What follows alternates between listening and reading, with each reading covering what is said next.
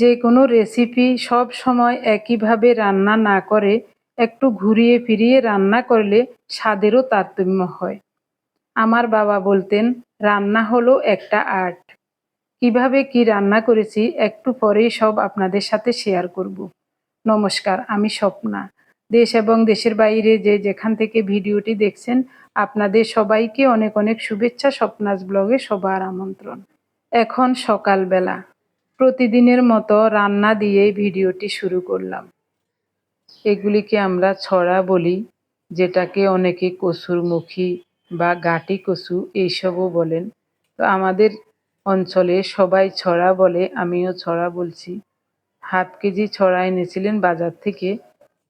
রান্না করব ইলিশ মাছ দিয়ে। প্রথমে সবগুলো ছড়ার এরকম করে খোসা ছাড়িয়ে নেব, তারপরে কেটে নেব। প্রতিদিনের মতো নতুন একটি পর্ব সাজানোর প্রয়াস করছি। আমাদের ঘরোয়া রান্নাবান্না, খাওয়া দাওয়া, এইসব বাস্তব চিত্রগুলি নিয়ে। আশা করছি আপনাদের সবার ভালো লাগবে। তাই অনুরোধ রইল, পর্বটি প্রথম থেকে শেষ পর্যন্ত দেখুন। কচু জাতীয় এইসব সবজিগুলো সবার কাছেই খুব ভালো লাগে, কিন্তু অ্যালার্জির ভয়ে অনেকে খান না। আমরাও বেশি খাই না, মাঝে মাঝে এইসব সবজিগুলো খাওয়া হয়। সিজনে ২-১ বার, বেশি নয়।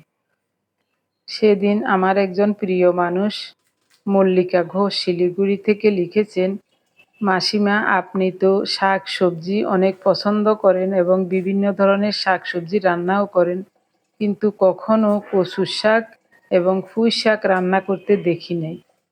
এইসব কি আপনারা পছন্দ করেন না, নাকি অন্য কোনো কারণ আছে? না গো মা, এইসব আমরা খুবই পছন্দ করি, কিন্তু অ্যালার্জির ভয়ে খাই না। পুঁই শাক এবং কচুর শাক খেলে শরীর মনে হয় একটু চুলকায়, এই ভয়ে খাই না। তবে খেতে খুবই পছন্দ করি। আমরা যখন বাড়িতে ছিলাম, বাড়ির আঙ্গিনায় পুঁই শাকের গাছ লাগাতাম। প্রায় সারা বছরে পুঁই শাক থাকতো এবং বাঁশ দিয়ে ঝাড়ও দিতাম। কত সুন্দর সুন্দর পুঁই শাকের ডগা বের হতো। ওইসব ডগা মাছ দিয়ে ঝোল রান্না করে খেয়েছি এবং বিভিন্নভাবে পুঁই শাক খেতাম, অনেক ভালো লাগতো। গত কয়েক বছর যাবৎ একটু অ্যালার্জির সমস্যা দেখা দেওয়াতে ভয়ে এখন খাই না। তারপরও তুমি যখন বলেছ, অবশ্যই একদিন বাজার থেকে পুঁই শাক আনতে বলবো এবং খুব সুন্দর করে রান্না করব। তোমাকে অজস্র অজস্র ধন্যবাদ, অভিনন্দন এবং কৃতজ্ঞতা জানাই মা। খুব সুন্দর একটা কমেন্টস করেছ। ইলিশ মাছের পিসগুলো লবণ হলুদ মাখিয়ে গরম তেলে ছেড়ে দিচ্ছি। আগের ৩ পিস ইলিশ মাছ ছিল, ওই ৩ পিসও দিয়ে দিলাম। প্রথমে কিছুটা গোটা জিরা শুকনো কড়াইতে টেলে নিয়েছি। জিরাগুলো ঠান্ডা হলে পাটায় বেটে গুঁড়ো করে নেব। এদিকে ছড়াগুলি পরিষ্কার করে ধুয়ে সিদ্ধ হতে বসিয়ে দিয়েছি। এখন দিয়ে দেব হাফ চা চামচ হলুদ গুঁড়ো, অল্প করে একটু লবণ। ভালো করে নেড়েচেড়ে মিশিয়ে দিয়ে ঢেকে চুলার তাপটা কমিয়ে দেব। ওদিকে মাছ ভাজা হতে হতে এদিকে ছড়াটা কিছুক্ষণ সিদ্ধ হোক। ছড়ার ঝোল আমার মা এভাবে রান্না করতেন। আমার কাছেও এভাবে রান্না করলে খুবই ভালো লাগে।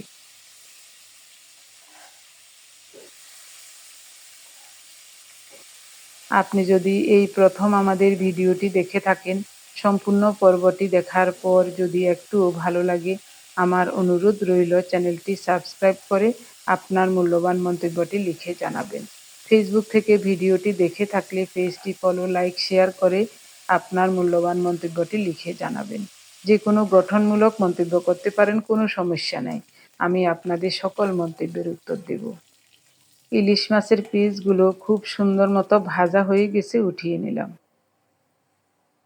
এই তেলেই গোটা জিরা ফোড়নে দিয়ে সামান্য করে একটু লবণ দিয়ে দিলাম, যেন ছড়াগুলো তেলে দেওয়ার সাথে সাথে তেলটা না বেশি ছিটকায়। হাফ সিদ্ধ করা ছড়াগুলো এভাবে ছেঁকে ছেঁকে দিয়ে দেব।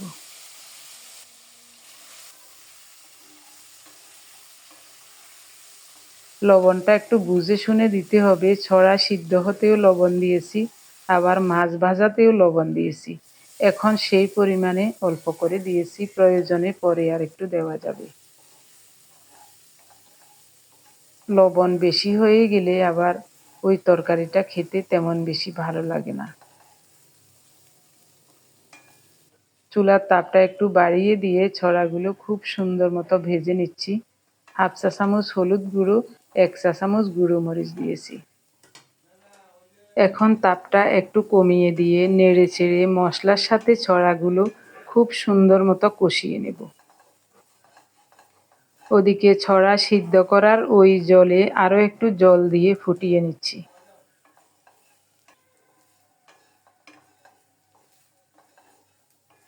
খুব সুন্দর মতো ভাজা ভাজা হয়ে গেছে। এখন ফোটানো গরম জল দিয়ে দেব।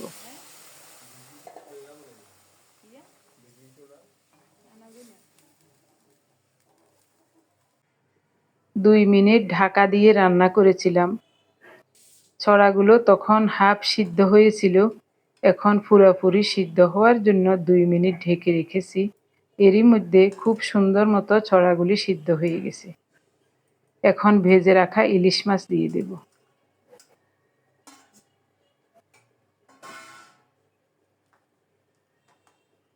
ওদিকে জিরাগুলি পাটায় গুঁড়ো করে নিয়েছি। কিছুটা জিরার গুঁড়ো দিয়ে দেব।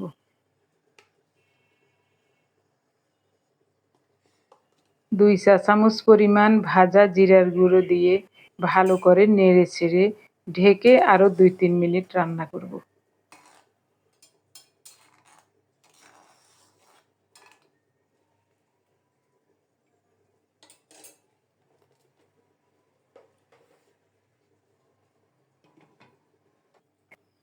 নামানোর আগে 3-4টা কাঁচামরিচ ফালি করে দিয়ে দিলাম। ঝোলটা এরকমই থাক। ঠান্ডা হলে আরও কিছুটা ঝোল কমে যাবে।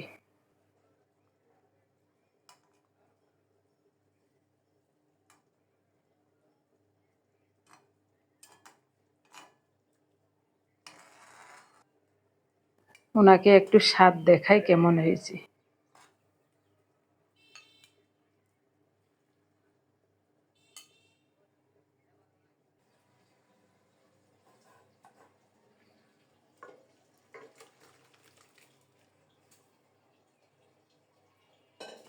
উনি বলেছেন খুব ভালো হয়েছে। শুনে আমিও খুশি হলাম। আপনাদের কাছে রান্নাটি দেখতে কেমন লেগেছে অবশ্যই কমেন্টে জানাতে ভুলবেন না। রুই মাছের ডিমের কোপ্তা কারি করব। তার জন্য বেশি করে পেঁয়াজ কাঁচামরিচ কুচিয়ে নিয়েছি। বাটিতে নিয়ে নিলাম। কিছুটা পেঁয়াজ মোটা করে কেটেছি, ওটা পাটায় বেটে দেব। রুই মাছের ডিমটাও পরিষ্কার করে ধুয়ে নিয়েছি, স্বাদ মতো লবণ দিয়েছি। 3 টুকরো সিদ্ধ করা আলু দিলাম। কিছুটা সুগন্ধি আতপ চালের গুঁড়ো নিয়েছি। গতকাল হাফ কেজি পোলাওয়ের চাল পরিষ্কার করে ধুয়ে জল ঝরিয়ে একটু শুকিয়ে গেলে ব্লেন্ডারে গুঁড়ো করে ফ্রিজে নরমালে রেখে দিয়েছি। শুধু মাছের ডিমের বড়া বা কিছু ভাজতে গেলে শুকনো আতপ চালের গুঁড়ো লাগে, তো ওটা এখন ঘরে নাই, তাই হাফ কেজি সুগন্ধি পোলাওয়ের চাল গুঁড়ো করে রেখেছি।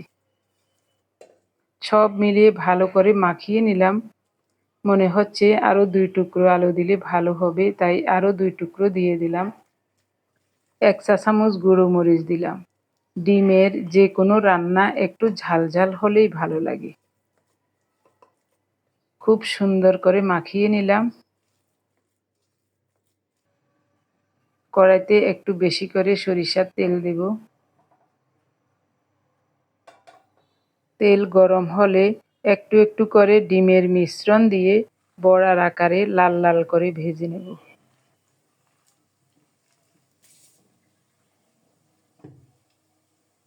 চুলার তাপটা কমিয়ে ঢাকা দিয়ে ভাজবো, যেন বড়াগুলি ভিতর থেকে খুব সুন্দর মতো সিদ্ধ হয়। 2-3 মিনিটের মতো ঢেকে রেখেছিলাম। এরই মধ্যে ওপিঠটা একেবারে লাল লাল হয়ে ভাজা হয়ে গেছে। কড়াইটা বেশি গরম হয়ে গেলে আর রক্ষা নাই। কোনো প্রকারই সামলানো যায় না। চুলার তাপটা একেবারেই কমিয়ে ঢেকে আরও 2 মিনিটের মতো রেখেছিলাম। এরই মধ্যে বড়াগুলি খুব সুন্দর মতো ভাজা হয়ে গেছে, উঠিয়ে নেব। এবার বাকি মিশ্রণটা দিয়ে আরও কয়টা বড়া ভেজে নেব।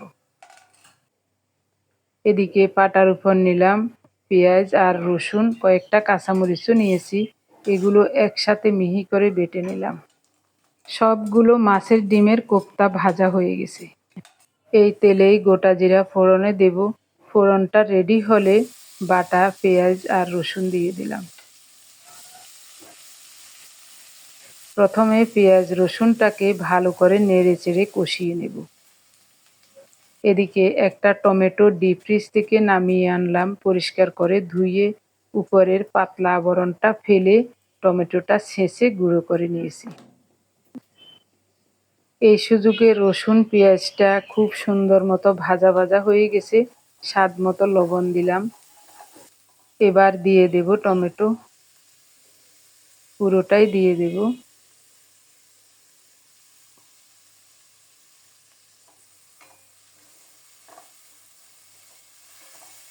ভালো করে নেড়ে চেড়ে টমেটোটাও খুব সুন্দর মতো মশলার সাথে কষিয়ে নেব। 1/2 চা চামচ হলুদ গুঁড়ো, 1 চা চামচ গুঁড়ো মরিচ দিয়েছি।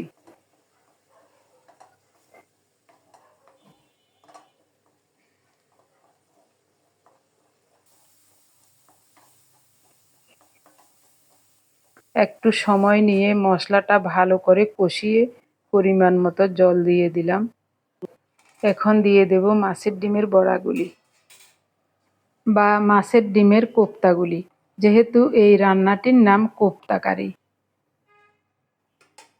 1 চা চামচ পরিমাণ ভাজা জিরার গুঁড়ো দিয়ে নেড়ে চেড়ে ঢেকে রান্না করব 3-4 মিনিট। এই সময় চুলার তাপটা একেবারেই কম রাখবো, তাহলে অল্প তাপে মথে মথে খুব সুন্দর মতো রান্নাটা হয়ে যাবে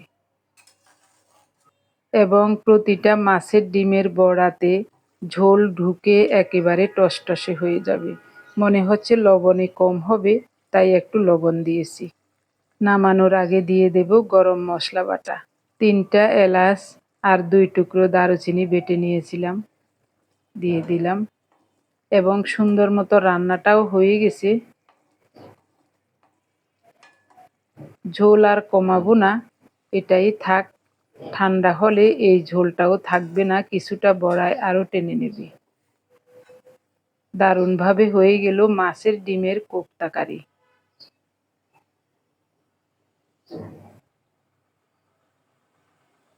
সেদিন রুই মাছের ডিম হয়েছিল দেখে ওনার একটু মন খারাপ হয়েছিল, তাই আমি ভাবলাম মাছের ডিমটা সব সময় চমৎকার করে রান্না করব, যেন খাওয়ার সময় মনটা আনন্দে ভরে যায়। আমিও ভেবেছিলাম এত বড় একটা রুই মাছ, পেটে অন্তত হাফ কেজির বেশি হবে ডিম। এত ডিম হলে মাছেরও হয়তোবা স্বাদ থাকবে না, কিন্তু না, মাছটাও স্বাদের হয়েছে আর ডিমটাও আমরা খুব সুন্দর মতো খাচ্ছি। আমার প্রিয় ভাই বোন বন্ধু স্বজন, আমি প্রতিনিয়ত আপনাদের থেকেও কিছু কিছু রান্না শিখছি। আসলে ছোটবেলা থেকে একই গণ্ডিতে থেকে একই রকম রান্না খাওয়া খেয়ে খেয়ে অভ্যস্ত হয়ে গেছে। এখন ফেসবুক এবং ইউটিউবের কল্যাণে বিভিন্ন মানুষের রান্না খাওয়া দেখে আমিও নতুনভাবে নতুন কিছু রান্নাবান্না করছি। যেসব রান্নাগুলি দেখতে খুব ভালো লাগে ওইসব রান্নাগুলি এখন আমার নিজের রান্নাঘরেই করছি এবং খেয়ে দেখছি আসলেই অনেক ভালো লাগছে। গতকাল মোচার ঘন্ট রান্না করেছিলাম চিংড়ি মাছ দিয়ে। ওই ভিডিওটা দেখে কলকাতা থেকে আমার একজন প্রিয় মানুষ এন ঘোষ লিখেছেন, কাকিমা, এভাবে চিংড়ি মাছ দিয়ে মোচার ঘন্ট রান্না করলে আমরা একটু পেঁয়াজ দিই, তাহলে খেতে খুব ভালো লাগে।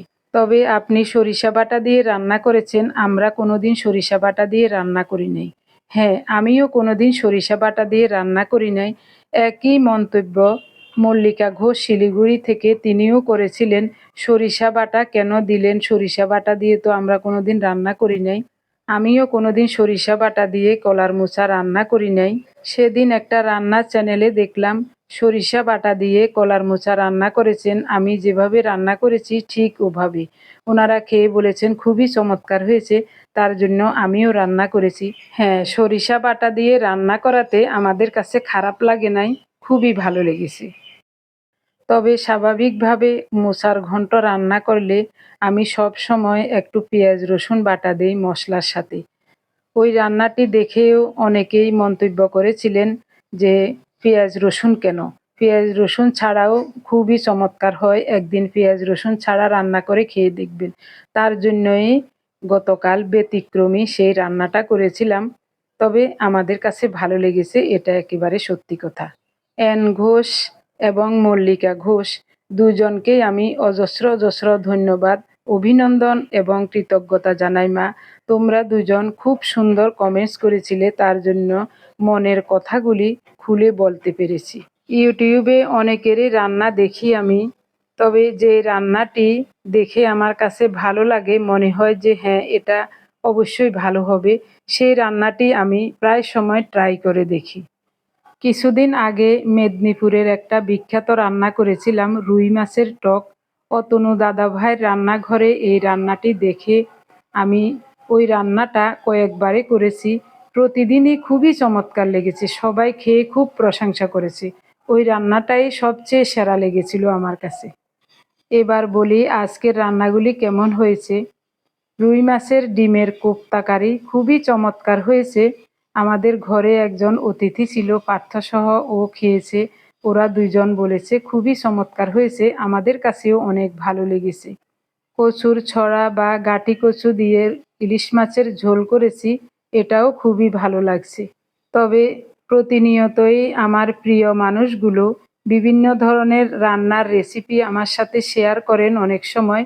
ওই রান্নাগুলিও আমি করি, আমার কাছে অনেক ভালো লাগে। এভাবে সবাই আমাদের সাথে থেকে সুন্দর এবং গঠনমূলক কমেন্টস করে আমাকে কাজ করার শক্তি এবং সাহস যোগাবেন। আমি আপনাদের সবার কাছে কৃতজ্ঞ থাকব। আমি সব সময় ভিডিও আপলোড দিয়ে আপনাদের কমেন্টসের অপেক্ষায় থাকি। সবাই ভালো থাকুন, সুস্থ থাকুন, দেখা হবে আগামী পর্বে। ধন্যবাদ সবাইকে।